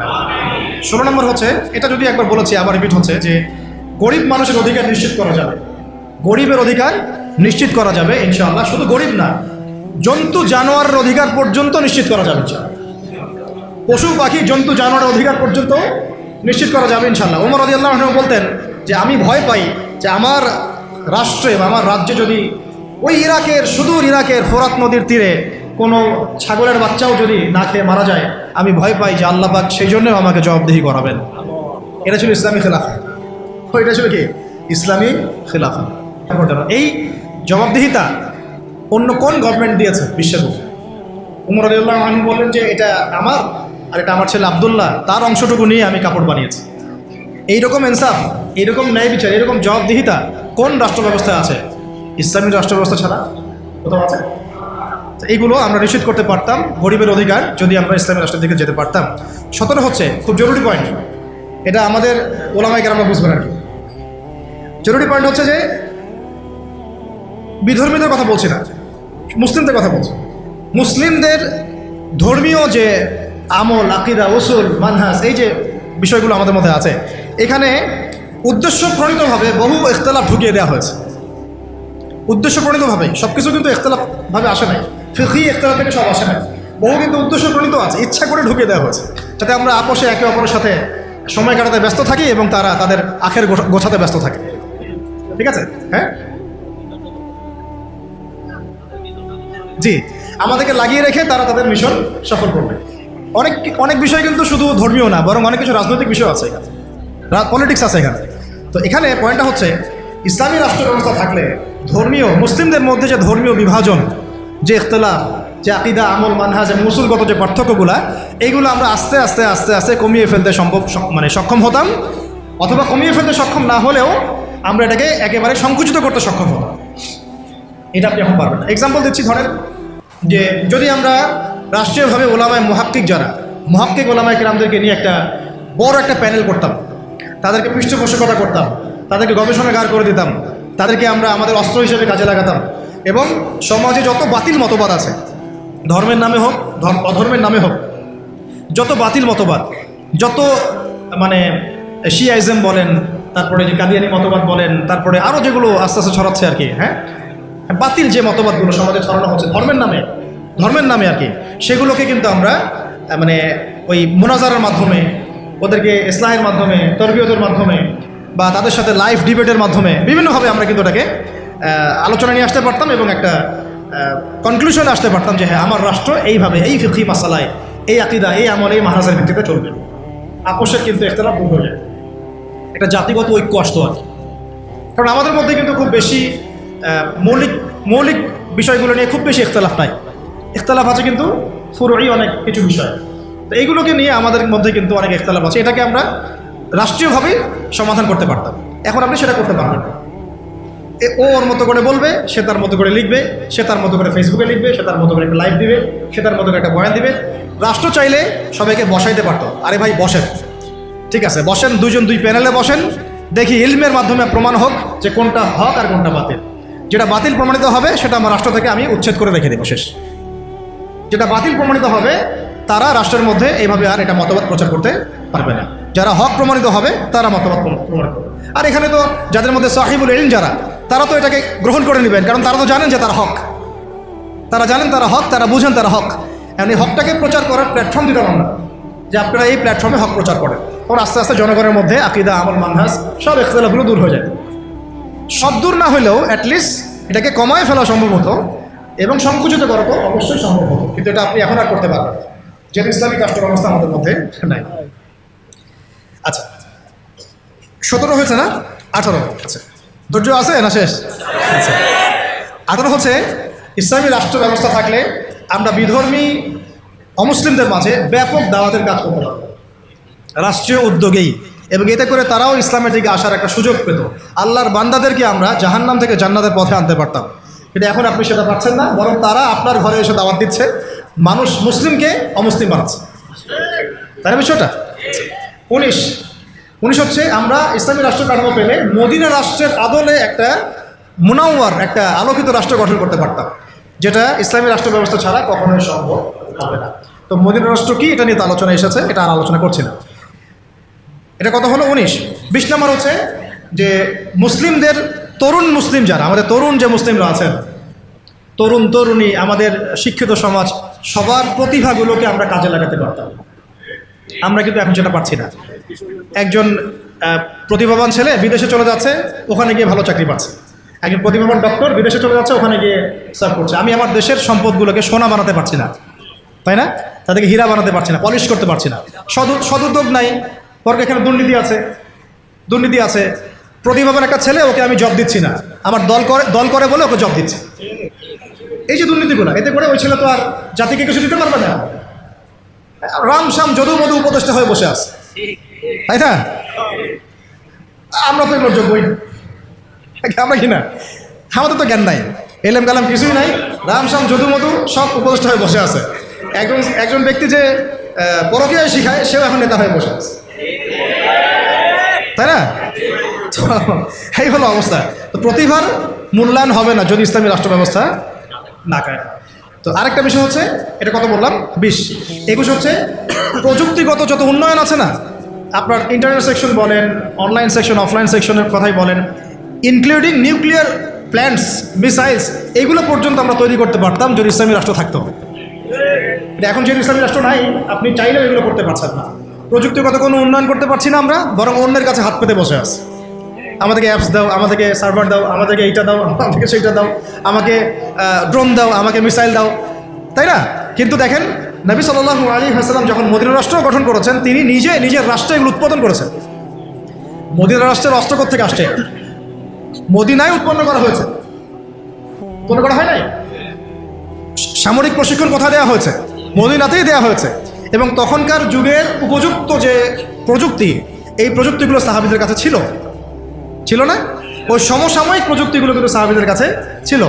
তো মূল কথা হচ্ছে কি, এক কথায় যে আমরা ইসলামী রাষ্ট্র ব্যবস্থা গঠন করতে না পারলে আমাদের দেশের মধ্যে প্রযুক্তিগত এবং সামরিক উন্নয়ন ত্বরান্বিত করতে পারবো না, বরং অন্যের কাছে আমাকে হাত পেতে বসে থাকতে হবে।